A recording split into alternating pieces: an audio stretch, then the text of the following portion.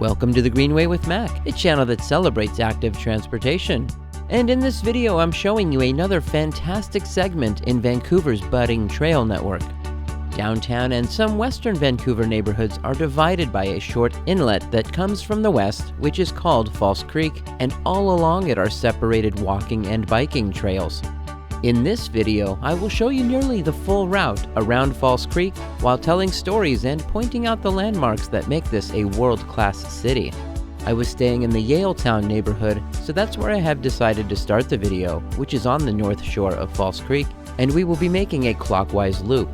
The ride will end after we cross the Burrard Bridge, and I present you with two options: completing the loop or continuing on a longer excursion out to Stanley Park along the Seaside Path. I've divided today's trip into 5 sections: the North Shore, the East Shore, Olympic Village, Granville Island, and Burrard Street. This video is part of a series in the city, and the city tour video shows you the route to return to this starting location. Everything until we head towards the bridge at the end of the video is part of the Seaside Greenway, the 28-kilometer dedicated trail that is the longest uninterrupted waterfront one in the world. The Canadian Pacific Railway relocated its yards here on the North Shore in the late 1880s, and the estuary became a major industrial hub. The forests gave way to a dense concentration of sawmills, shipyards, and warehouses, which came at a great ecological cost. The once pristine estuary was formed into a heavily polluted waterway, contaminated with untreated sewage and effluent from the mills, earning it the nickname Shit Creek. This portion of False Creek changed once again in the 1980s, which is where this path leads us for the next couple of miles. When Vancouver was awarded the 1986 World's Fair, called Expo 86, it provided the city an opportunity to celebrate the city's 100th birthday. The focus was on transportation and communication. The logo was 3 rings, which represented 3 main modes of transportation: air, water, and land. These were represented by a gondola for air, the water taxis for water, and the SkyTrain, a monorail, and a French people mover for land. Noticeably absent using my 2025 glasses are bikes. But I have no doubt that bikes would be an important transportation piece to include if they decide to run it back. Several of the structures that were built for the expo are right here. The first is BC Place Stadium, which was used for the opening of the expo, in addition to the opening and closing ceremonies of the 2010 Winter Olympics. Another major piece of infrastructure still standing from the expo is the SkyTrain. The fully automated elevated transit system is the backbone of the city's metro. The Chinatown station serves BC Place and these convention and event spaces. Canada Place, where the convention center and cruise terminal are located, was also built for the expo. A lot of the attractions were auctioned off and sent away. One example is that monorail I mentioned earlier, which was dismantled, and you can currently ride it at Alton Towers theme park in England. A roller coaster named Scream Machine was moved to Six Flags St. Louis, where it is now known as Ninja. Not everything had a happy ending, and one of the funnier stories is of the McBarge, which was a floating McDonald's. This thing was just abandoned in the waters of Burrard Inlet, so locals renamed it McDerelict. In 2015, they moved it to Maple Ridge, where it capsized earlier this year. I happen to be doing my ride on the same day as the Concord Pacific Dragon Boat Festival. This short part of the path was closed to biking, so there is a gap missing in this video because I chose not to show the slow section while I walked my bike.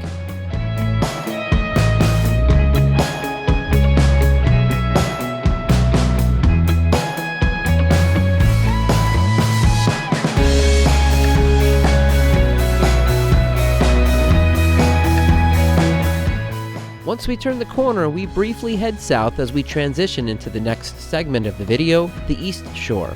One of the defining landmarks of False Creek is the Dome at Science World, which is also a legacy of Expo 86. The dome was built as part of the Expo Center and was intended to be torn down following the exposition. However, some viewed that as short-sighted, and the community was able to save it. Now the center is known as Science World, an interactive educational center which opened to the public in 1990. Science World's location makes it a popular starting point for the False Creek portion of the seawall, especially if you are renting bikes to explore this area. This portion of the path cuts through Creekside Park as we go parallel to the SkyTrain tracks, which lead to the Main Street Science World station. Renting a bicycle near the walking path is a popular way to explore Science World and the surrounding area. The nearby Main Street Science World SkyTrain station facilitates access to the area via public transit. The station also provides a bike parkade, making it easy to combine public transit with cycling. And I have to point out that just a 3-minute walk away from there is the Pacific Central Station, which is the terminus for the Amtrak Cascades, which runs a couple of times per day as far south as Eugene, Oregon. Visitors from Seattle, Portland, Olympia, and the many other cities on the route should consider this option, especially if you want to bring your own bike. In May of 2025, this portion of the path was opened, which helped to separate pedestrians and cyclists, which is extremely helpful on a day like today with so much pedestrian activity. This improvement was driven by the aging infrastructure and the adjacent expo deck, which was closed due to safety concerns. The new path offers a safer and more comfortable experience for trail users while long-term plans for the area are considered. Once we pass by these boaters, we are officially in the Olympic Village from the 2010 Winter Olympics, which is the other major catalyst for redevelopment on False Creek. The last remaining large tract of undeveloped waterfront land, southeast False Creek, was chosen for the Athletes' Village. This area was industrial and had mostly been used as parking lots. Over 1,000 units were built to accommodate nearly 3,000 athletes, coaches, and administrators. After the games, the buildings were converted into residential and mixed-use spaces, becoming the modern Olympic Village. This development further extended and polished the seawall loop, making it the smooth, continuous trail we know today. While the Olympics often has a bad reputation for leaving abandoned venues and mountains of debt, this village project seems to be a legitimately good one that should leave a long-lasting positive impact. 4 years after the Olympics, the city of Vancouver had paid off the $630 million debt of the village and recovered an additional $70 million. The neighborhood continues to grow and evolve, and there are some great places to grab a coffee or a bite nearby. The Vancouver Park Board has approved designs for a new park on the False Creek waterfront in Olympic Village. The first phase, with construction slated for late 2026, will feature shaded seating areas, a large lawn, and separate paths for walkers and cyclists. The plan also includes indigenous artwork, continuing the city's efforts to recognize the area's original stewards. Vancouver has one of the highest rates of bike ridership in North America, with almost 9% of all trips and over 13% of commute trips completed by bike. This exceeds the city's 2020 goal of 7% and puts them on the path to exceeding the 2040 target of 12% of all trips made by bike. And this doesn't happen by accident. Vancouver has been on a mission to build complete streets, which include really solid protected bike lanes on many of its downtown streets, including Beatty and Corral Streets, the Comox-Helmken Corridor, and Dunsmuir, Hornby, Richards, and Smythe Streets. The protected lanes currently form a partial network, but there is a plan to make it more robust. An additional factor involves bridges like this one. False Creek has 3 bridges that connect downtown with its neighborhoods south of the waterway, and all 3 of them have dedicated protected spaces for people on foot and on wheels. With the success in just adding these bridge crossings and several complete streets, it's hard not to see that car-free trips will continue to rise as those options become safer and more efficient. Keep an eye out for these little False Creek ferries and the Aqua Bus. They're a charming way to get around and a fun sight to see from the trail. We took a trip on one as a car-free way to get from Yaletown to the next major landmark, Granville Island. The one-way trip on Aqua Bus was $4 per person, which could definitely add up, but they also have a few different monthly passes for a fixed cost. As a visitor, it was a novel way of getting on the water once and taking a few pictures.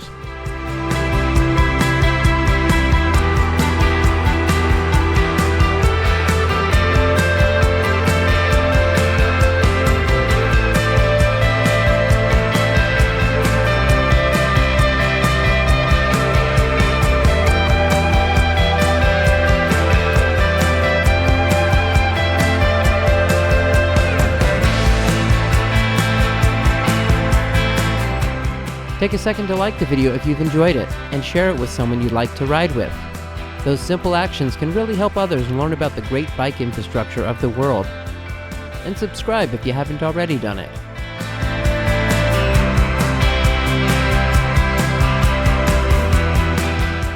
Momentum Magazine, an online publication, sends out a newsletter that highlights some of the new and interesting things related to the cycling community. Frequently, they post about the exciting things happening in Vancouver, so they are an email list you may want to consider joining. I found information about the Vancouver Crossing Loop, a 314-mile-long trail route that was recently published. They have also posted updates about biking in Stanley Park, which I'll cover in my own video from that destination. And earlier this year, they posted about the newly opened project on the Granville Bridge. I think their home base is Toronto, but much less is happening in that Canadian city for people on bikes. Vancouver is pushing forward and improving active transportation, and Toronto is stuck with car-brained nitwit Doug Ford.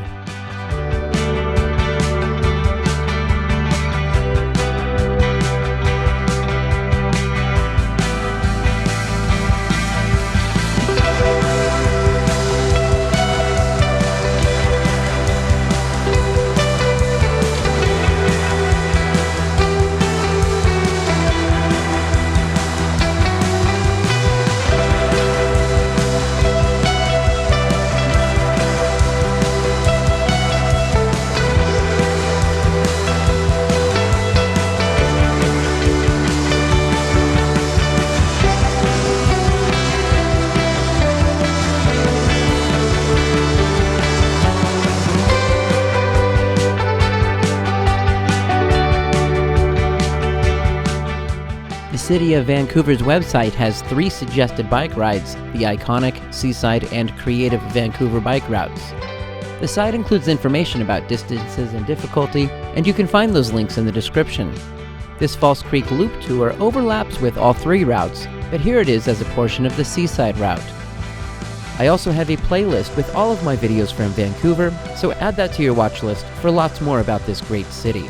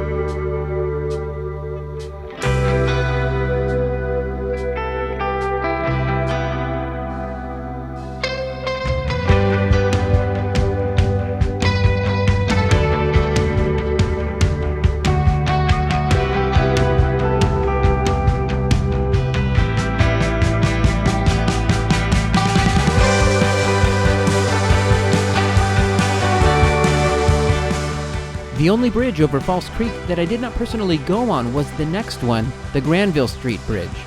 This current bridge is the 3rd one in this spot, and it opened in 1954. The bridge opened with 8 traffic lanes, which were meant to be used for a yet-to-be-built highway.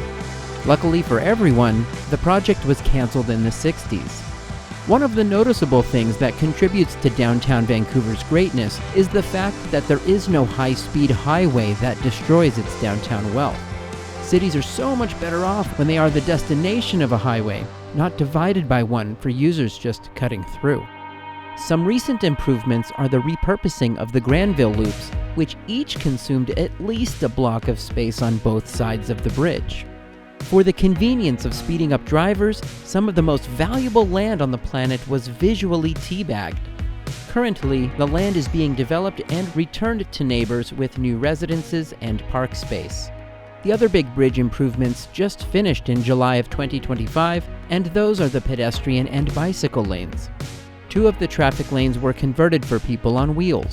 As a result, this is a convenient way to get to our next landmark, Granville Island. While the public market is just a short walk away, the trail takes us right past the main marina. We made time to explore this area at the recommendation of a local friend. Granville Island has a public market, artist studios, a lot of boutique shops, a splash pad, a kids market, a brewery, and a bunch of other things. On a side note, Granville Island doubles as Seattle in Mission Impossible Ghost Protocol at the end of the movie when the team enjoys a beer. Canada Place, which we went past in my city tour video, doubled as Mumbai, also near the end of the movie. Like many of the destinations on False Creek, you can also arrive here on the ferries and aquabus. And of course, you can use those new protected bike lanes. The lanes also provide a safer and more direct route for cyclists and pedestrians connecting from downtown to the Arbutus Greenway. The Arbutus Greenway is a north-south rail trail that starts just a few blocks from here near the intersection of First Street and Fifth Avenue. This multi-use trail runs nearly 9 kilometers from here, ending just a little short of the Vancouver airport. That trail looked amazing, and I nearly chose it for this video, but the Seawall Path and Stanley Park were just irresistible with the very limited amount of time I had to explore. Next, we are going to cross the Burrard Bridge to make our way back to downtown and to the other side of False Creek. To do that, we will leave the waterfront trail by making a left right here. Once across the bridge, I will point out 3 different directions you can go, which are to Stanley Park, back to where we started in Yaletown, or north across downtown to Cole Harbor. You could stay on this trail and continue for another 5.5 miles, mostly on protected or separated trails to get to Kitsilano Beach, Spanish Beach, or Jericho Park. The trail basically ends east of the University of British Columbia. City Beautiful nearly made it all the way, and he shows you some of that section of trail in his video. If you were looking to get to the Arbutus Greenway from here, then you could continue straight and make a left on Burrard Street to go south for about 9 short blocks. You can also go a block further to Cypress, which has some physical protection for the bike lane most of the way, and the street itself has much less traffic. This route takes us in the street without protection, but it is only for 1 block. I read online that there are plans to add protected bike lanes here on First Avenue in the next couple of years as part of the redevelopment of the Squamish Nation's Kitsilano First Nations Reserve No. 6. That reserve is also known as Snock, and what you're about to see was unimaginable just a decade ago. The land was historically one of 23 Squamish villages and was a significant hub for trade, fishing, and community life. In 1877, under the Indian Act, the federal government formally designated approximately 91 acres of land as Kitsilano Indian Reserve No. 6. As Vancouver expanded, the land became more valuable and the site was viewed as an obstruction to development.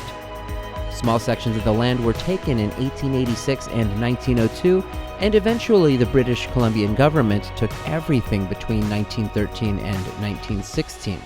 Squamish families were forced to move from their homes, many of which were then burned. The land largely sat undeveloped and was used for industrial dumping and squatting. In 1977, the Squamish Nation initiated legal action, claiming that the government had breached its fiduciary duty to protect the land. After many years of legal battles and negotiation, the Squamish were awarded financial compensation and just over 11 of the original 80 acres of land in around 2003. In 2019, development plans were announced, and the towers we just passed are the product of those plans. The buildings were exempt from many of the zoning laws that managed height limits, so these buildings have been a little controversial. I personally think they look awesome and don't mind the height limits. I mean, the term Vancouverism literally comes from this city, right?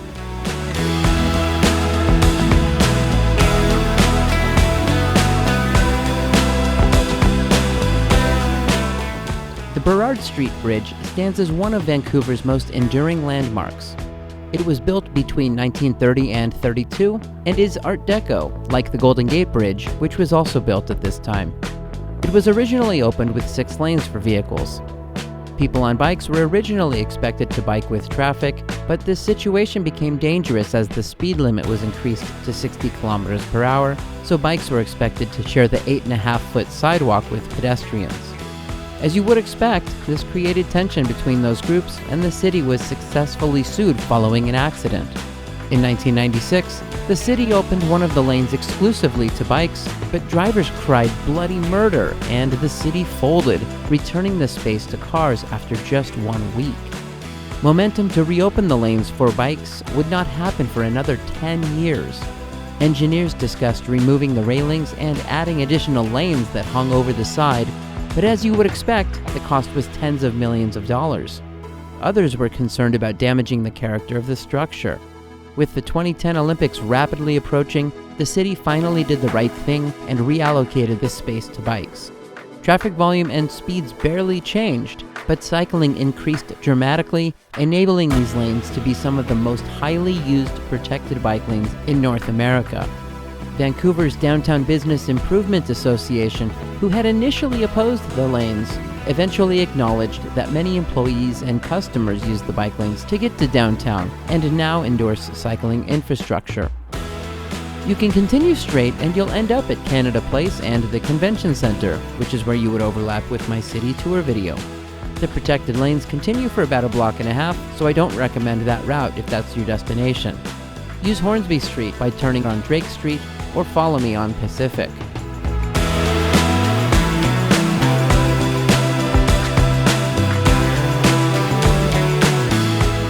We are using Hornsby's protected bike lanes to get back down to False Creek.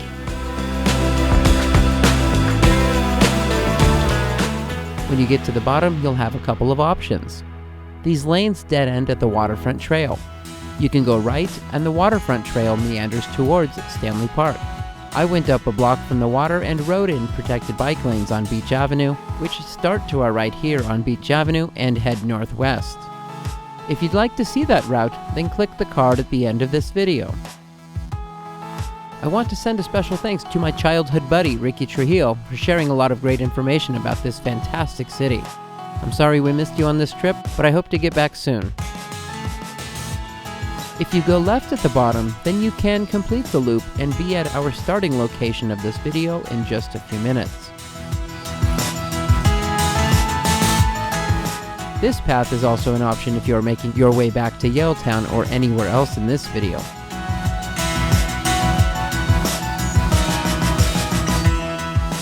Thanks for coming along. I'll see you on the next Greenway.